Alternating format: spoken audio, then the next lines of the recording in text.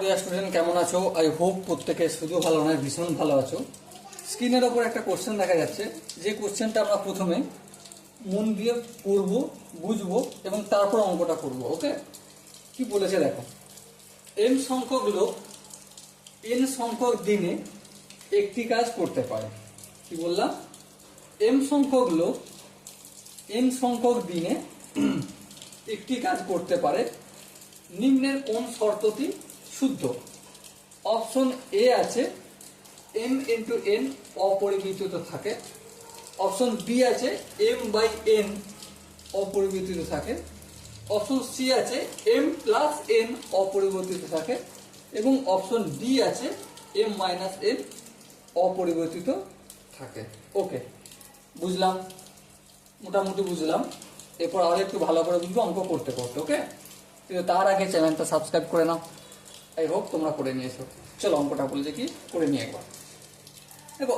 N সংখ্যক লোক N সংখ্যক দিনে কাজ করছে, তার মানে এটাকে আমি এটাও বলতে পারি যে এন সংখ্যক দিনে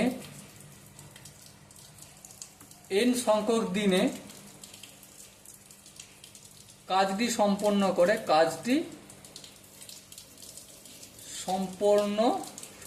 করে এম জন লোক, বা এম সংখ্যক লোক, একই ব্যাপার, এম জন লোক। বেশ বোঝা গেল। তাহলে এবারে দেখো, এটাকে যদি আমি এভাবে না বলে একটু ঘুরিয়ে বলি যে এম জন লোক কাজটি সম্পন্ন করে এন সংখ্যক দিনে, লেখা যায়।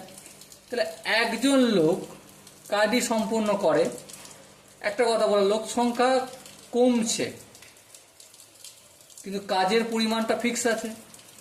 তাহলে কি হবে? দিন বেশি লাগবে কম লাগবে? অবশ্যই দিন বেশি লাগবে। এম ইন্টু এন, তাই না? এত দিনে। তাহলে এম ইন্টু এন, এইটা কি হবে?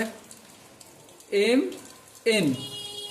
আচ্ছা, এবার মনে করো এখানে যদি পাঁচজন লোক লাগানো হয়, কি 5 জন অথবা 7 জন, যা খুশি মনে করো, 5 জন যদি লোক লাগাও, তাহলে একজন যত দিনে কাজ করছিল, 5 জন লোকে তার 5 গুণ সময় কম লাগবে।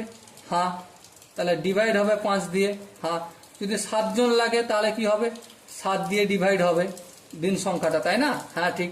তাহলে কোনটা অপরিবর্তিত থাকছে? এম ইন্টু এনটা অপরিবর্তিত থাকছে। এম ইন্টু এনটা অপরিবর্তিত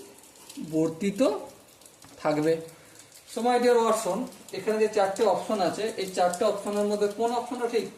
obviously option A is the right answer. Okay, I hope প্রত্যেকে বুঝে গেছে। যদি কোনো জায়গায় কোনো কনফিউশন থাকে তার জন্য কমেন্ট বক্স খোলাই রইল। ওকে, চলো দেখা হচ্ছে পরের সেশনে। ততক্ষণ পর্যন্ত ভালো থেকো, সুস্থ থাকো এবং জয় হিন্দ।